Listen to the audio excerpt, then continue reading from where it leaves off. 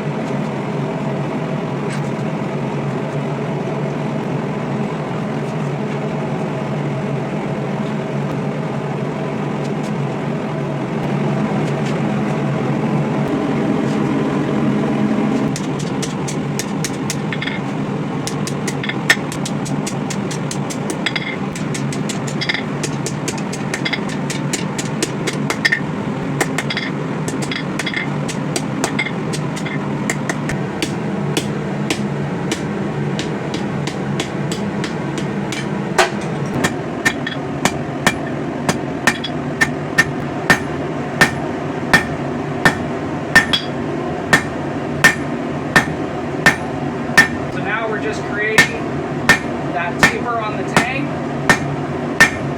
creating the tang itself. I'm going to do the tang before I start any work on the blade. This isn't something that you have to do. You don't have to do the tang first. I just prefer to do it this way. I don't know if I'm an oddball or what, but I feel like since it all starts with a good handle, you got to start off with a good tang.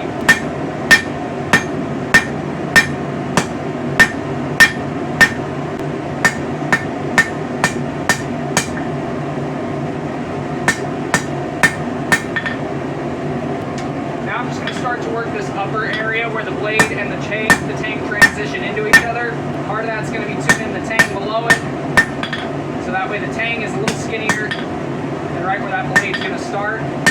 This is going to be our tang right here, and then right here is where the blade's going to start. And as you can see, it starts to wing out a little bit on either side, and obviously that's going to get more dramatic as we continue to work the blade. So now we're going to spin it around and start working our way up the blade, flattening everything out before we start to actually add some shape to it.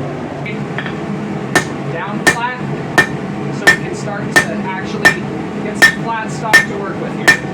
And the reason I chose this piece of coil spring is because it already has a distal taper. It gets thinner as it goes up towards the point, as any good sword blade should. So, kind of cheating if you're new to it, but if you've been swinging a hammer for a while, you'll start to realize it ain't cheating if it makes it easier.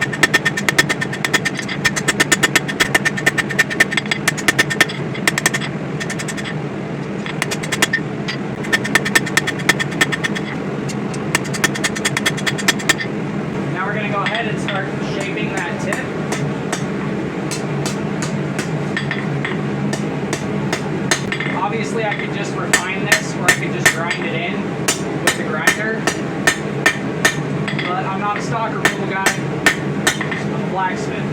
So we're gonna forge as close to shape as we possibly can, and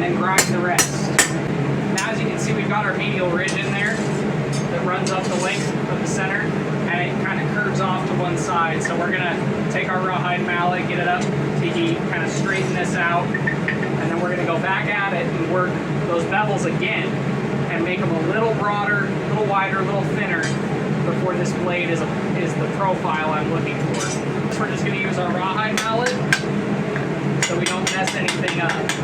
Don't want to leave dents in the material. I just want to straighten things out. So the rawhide mallet's kind of perfect for that.